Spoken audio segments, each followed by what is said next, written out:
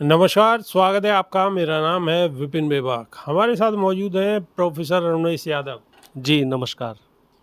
Professor साहब, अरविंद केजरीवाल जी बाहर आ चुके हैं और 90 सीटन पर हरियाणा की पे दमदारी ते अपनो चुनाव प्रचार करेंगे और आपके इंडिया गठबंधन के भी हिस्सा वो लगातार हैं ही। वहाँ में कोई शक वाली कोई बात ही नहीं है, दोहराए वाली कोई बात ही नहीं है। ये खेल चल क्या रहा है? तो सारे खेल आप इंडिया गठबंधन के ही पूछ लो है।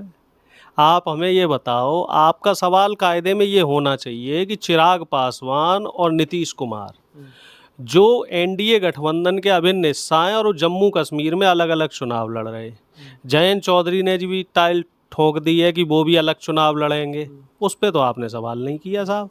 और जबकि इंडिया गठबंधन के लिए अरविंद केजरीवाल जी ने और हमारे अध्यक्ष खड़गे जी दोनों ने बोल दिया था कि हमारा जो गठबंधन है वो सिर्फ और सिर्फ लोकसभा चुनाव के लिए, और उसमें भी गठबंधन हमारा दिल्ली में हुआ था, पंजाब में नहीं हुआ था। पंजाब में चूंकि हम मुख्य विपक्षी दल थे तो हम दोनों अलग अलग चुनाव लड़े थे। ये लोकतंत्र की खूबसूरती है कि जहाँ जनता चाह रही है कि हम लोग साथ में चुनाव लड़ें तो वहाँ हम जनता की बेहतरी के लिए एक साथ में बताओ, जनता क्यों चाह रही है? जनता के ऊपर तो आप खामो खाम में फोड़ रहे हो, ये कुल्लड़ फोड़ रहे हो एक तरीके से। जनता के साथ तो खिलवाड़ है। अच्छा तो नीतीश जनता कुमार ने सवाल तो सुनो, पहले सवाल पहले सवाल सवाल तो गड़बड़ कर रहे पहले हो। सवाल तो सुनो। सवाल हमने सारा समझ अच्छा गए। नहीं, हम आपकी पहले सारी साजिश समझ गए। पहले सवाल तो सारी समझ। साजिश हम समझ गए अच्छा, आपकी। मतलब कर करे। जो कलर है इसमें कई तरह के कलर हाँ, हैं, तो हम इसमें मामला बिल्कुल समझ बिल्कुल रहे हैं बिल्कुल। कि आप हाँ, पंचमेल बताओ खिचड़ी कौन सा करने कलर की आपको कोशिश कर पसंद रहे आ हैं। रहा है? बताओ आप पंचमेल खिचड़ी आप करने की बताओ कोशिश कर रहे हो। कौन सा कलर आपको आप पसंद है? बीजेपी के पाले में हो गए अब। चलो सवाल तो सुन लो। ये बताओ नीतीश जी के लिए सवाल क्यों अरे, नहीं किया? पहले सवाल तो सुनो। आपने जो है जयंत चौधरी के लिए सवाल क्यों पहले नहीं किया? सवाल की शुरुआत तो आपने करूंगा। चिराग पासवान के लिए सवाल क्यों नहीं किया? आपने सीधा केजरीवाल जी के ऊपर बम क्यों फोड़ दिया? क्यों बम का फोड़ा है? सवाल है। आपको बम नजर आ रहा है? आप नहीं, सवाल बम से तो डर फोड़े क्यों रहे हो? भाग क्यों रहे हो सवाल से? दर्शकों को भड़काने आप की सवाल कोशिश से कर क्यों रहे भाग रहे हो? दर्शकों को भ्रमित करने क्यों की डर कोशिश रहे कर रहे हो? जवाब नहीं ये है। आपके बताइए, पेट अगर में हम कोई दाढ़ी वाला ये बैठा है, बताइए, क्या दिक्कत चौधरी है? साहब ये बताइए, अगर हम सवाल से डरते तो आपके सामने क्यों बैठे तो होते? फिर जवाब दीजिए ना। जवाब दिया तो भाई, जनता तो जवाब चाहती है। जवाब दे दिया देश की हमने। जनता जानना भैया, चाहती है कि थोड़ा आखिर माइक इधर भी कर दो, इधर भी कर देश दो की माइक। जनता जानना चाहती है कि अरविंद केजरीवाल जो इंडिया गठबंधन के हिस्सा थे और हैं, वो हरियाणा के अंदर अलग जो चुनाव 90 लड़ रहे सीट हैं। है, तो उनमें अलग क्यों लड़ रही है? अलग लड़ तालमेल रहे। क्यों नहीं हो पाई देखो आपकी? ऐसा है, उन्होंने 10 सीट मांगी और हमने उन्हें 4 सीट ऑफर करी। हमारा तालमेल नहीं बना तो वो अलग चुनाव लड़ रहे हैं। अब आपका सवाल ये भी होना चाहिए था कि नीतीश कुमार जी, चिराग पासवान जी और जयंत चौधरी जी जम्मू कश्मीर में अलग चुनाव क्यों लड़ रहे हैं? वो एनडीए के साथ क्यों नहीं लड़ रहे? आपसे मैंने वो अभी तो मंत्री भी हैं। आपसे मैंने पहला ही सवाल करा ना। हाँ, तो प्रोग्राम की शुरुआत करनी है। नहीं तो शुरुआत अब ये शुरुआत बताइए। में ही जयंत चौधरी का सवाल पूछता, मैं आपसे आपकी पार्टी का ही सवाल तो सुनिए पूछूंगा। सुनिए सुनिए सुनिए, पत्रकार का काम क्या होता है? आपके सवाल पूछना। नहीं, किससे पूछना? जो मेरे अब मेरे सामने कौन है? सरकार से अब सवाल मेरे करना, अब मेरे सामने सरकार कांग्रेस के से नेता। सवाल करना, अब विपक्ष से नहीं, विपक्ष से वैसे ही अनाथ है। मेरे सामने अब कांग्रेस के नेता हैं। हाँ, तो मैं बिल्कुल। कांग्रेस के तो नेता हमने से जवाब सवाल दे तो पूछूंगा दिया, ना। जवाब दे तो तो दिया इसमें हमने। इतनी आप परेशान क्यों हो रहे नहीं, हो? हम आप परेशान हैं कि आप परेशान हैं। हड़बड़ाहट क्यों है? ये बताइए, आखिर ये तो दर्शक बताएंगे आखिर कौन क्या परेशान गम है जो छुपा रहे हो? परेशान तो भाई साहब हो रहे हैं क्योंकि दर्शक समझ गए कि कोई ये ना कोई एक तरफा बैटिंग चल रही गम है जो छुपा कोई रहे गम हो। नहीं है। गम तो मोदी जी को है, हमें क्या गम होगा? अच्छा, हम तो मोदी विपक्ष जी को में क्या हैं। गम है? चलो, गम ही गम है मोदी जी को। बताओ, मोदी जी इतने गमगीन हो गए कि कर्नाटक में तो उन्हें बजरंगबली ध्यान आ रहे थे कि विपक्ष ने और कांग्रेस ने बजरंगबली का अपमान किया। अब यहाँ कुरुक्षेत्र की रैली में कह रहे हैं कि कांग्रेस ने गणपति का अपमान कर दिया। बताओ साहब, मतलब एक आम जनमानस की, आपके जैसे और हमारे जैसे की इतनी हैसियत है कि हम कि भगवान का अपमान कर सकते हैं? मोदी जी को बाज आना चाहिए इस तरह की बातों से। ऐसे ही अपमान कराते कराते वो 400 लाने वाले थे और लोकसभा चुनाव में हिंदू मुस्लिम करते करते करते करते 240 पे रह गए। अभी 41 सीट पे है ना हरियाणा में, और मैं आपको लिख के दे रहा हूँ 21 से 1 सीट ज़्यादा आ जाए तो हमें बता देना। क्योंकि यहाँ इतने आपस में इनके सर फूट रहे हैं। इनके जो प्रदेश अध्यक्ष हैं पिछड़े वर्ग के, वो भाई साहब आ गए हमारी पार्टी में, उन्हें टिकट नहीं दिया आपने। बताओ, प्रदेश अध्यक्ष आपका एक प्रकोष्ठ का, उसे आप चुनाव नहीं लड़वा रहे हो। उधर खट्टर साहब नायब सैनी की खोपड़ी फोड़ रहे हैं, उधर अनिल विज साहब वो नायब सैनी के पीछे पड़े हैं, उधर इनके प्रदेश अध्यक्ष कह रहे हैं जी हमारी तैयारी नहीं है, चुनाव की डेट आगे बढ़वाओ। तो मोदी जी ने चुनाव आयोग से बोल के डेट आगे बढ़वाई।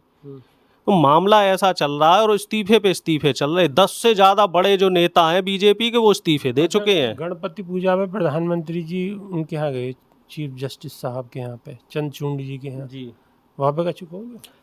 नहीं अब मैं क्या मैं कुछ बोलूंगा तो फिर आप उसमें क्या कहते बाल में खाल निकालने लग जाओगे। बोलो। आप हमें ये बताइए बोलो आप। कि ये संवैधानिक पद पे है मोदी जी, क्या उन्हें अपने संवैधानिक पद पे होते हुए चीफ जस्टिस के यहाँ व्यक्तिगत तौर पे जाना चाहिए? मेरे हिसाब से तो नहीं जाना चाहिए। क्योंकि जहाँ तक संविधान की किताबों में लिखा हुआ है, एक संवैधानिक व्यक्ति दूसरे संवैधानिक पद पे आसीन व्यक्ति के किसी भी व्यक्तिगत कार्यक्रम में नहीं जाता है, जो एक प्रोटोकॉल होता है। ना तो चीफ जस्टिस प्रधानमंत्री से कोई व्यक्तिगत मुलाकात करेंगे, ना प्रधानमंत्री चीफ जस्टिस से। अब बाकी मोदी जी है, पीआर के लिए कुछ भी कह सकते हैं, बछिया को लेके उनके साथ जो है फोटो खिंचवा सकते हैं, बछिया के ताऊ बने डोल रहे हैं प्रधानमंत्री जी। प्रधानमंत्री है बछिया क्या मतलब? कल जो है गाय का जो बच्चा होता है ना, हमारे क्षेत्र में या ग्रामीण भाषा में उसे बछिया बोला जाता है, जो गाय का छोटा सा बच्चा होता है, नवजात शिशु। तो उसके साथ फोटो खिंचवाते घूम रहे हैं, कह रहे हैं जी प्रधानमंत्री जो है गौ प्रेमी हो गए। अब ये बताओ साहब, कभी वो मोर प्रेमी हो जाते हैं, मोर के संग फोटो खिंचवाते हैं, कभी बतख के संग फोटो खिंचवाते हैं, कभी तोता हाथ पे लेके घूमते हैं प्रधानमंत्री जी। फोटो में उन्होंने अपना इतना नुकसान कर लिया है कि अजीत डोभाल को पुतिन के पास जाके सफाई देनी पड़ रही है। वो वीडियो भी वायरल हो रहा है, आपने देखा है? अजीत डोभाल जी कैसे पुतिन के सामने गिड़गिड़ा रहे हैं कि हुजूर माई बाप, हमारा जो है यूक्रेन से कोई लेना देना नहीं था।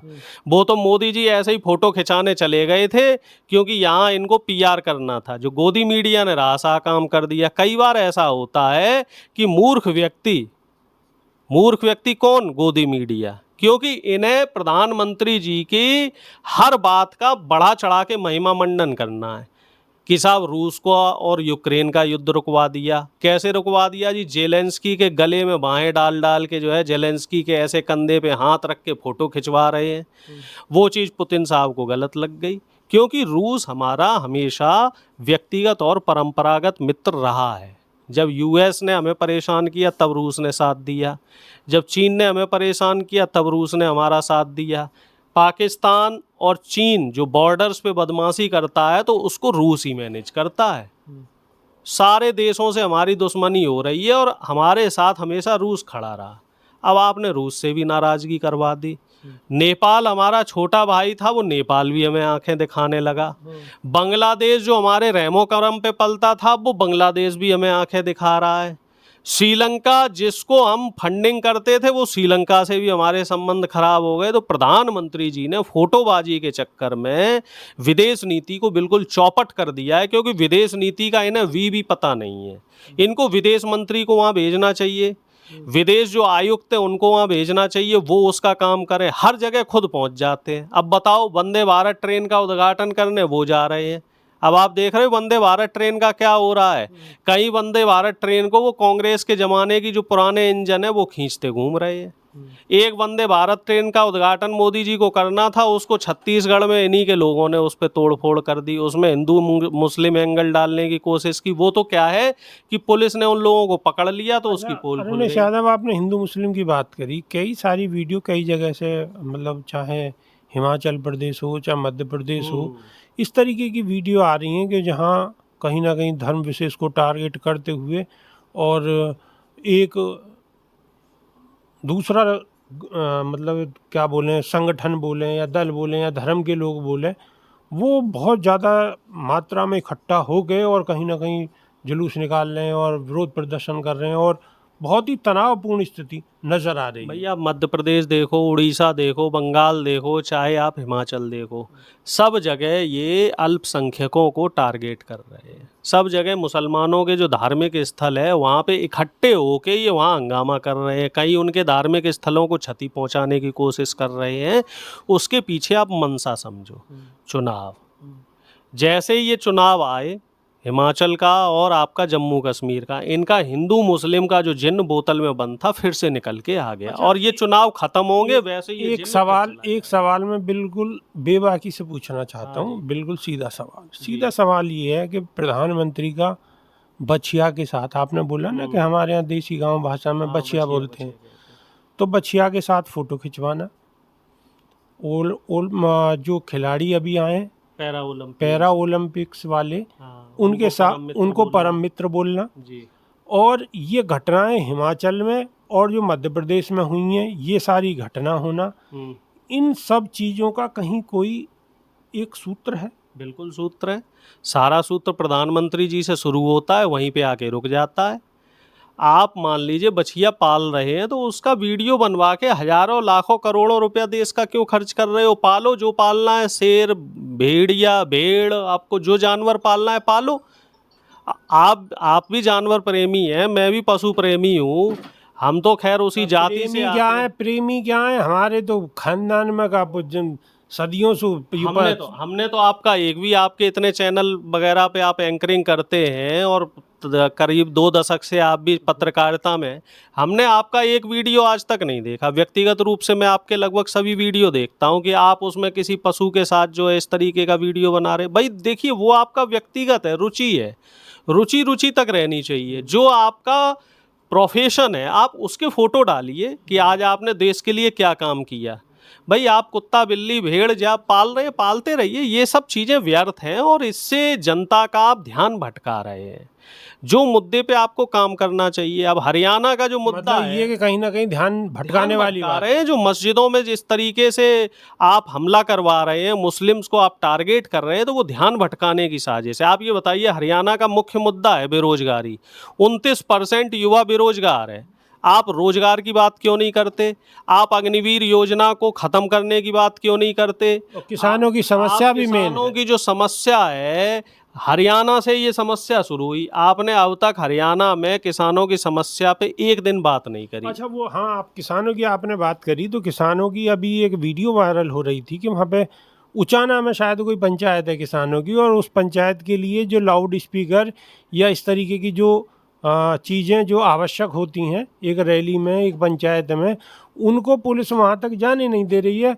तो वहाँ पे जो गांव में मुनादी जो करते हैं, लोकल लोग जो मुनादी करते हैं, तो इस तरीके से मुनादी का ये वीडियो वायरल हो रहा है और उसमें कह रहे हैं कि घबराने की और डरने की कोई बात नहीं है और सारे ज़्यादा से ज़्यादा संख्या में किसान यहाँ पर पहुँचें, उस तरीके की बातें चल रही है। तो कहीं ना कहीं पुलिस प्रशासन भी देखो, इस तरीके प्रशासन जहां बीजेपी की सरकार है पूरी तरीके से बायस्ड है, पूरी तरीके से जनता के खिलाफ काम कर रहा है।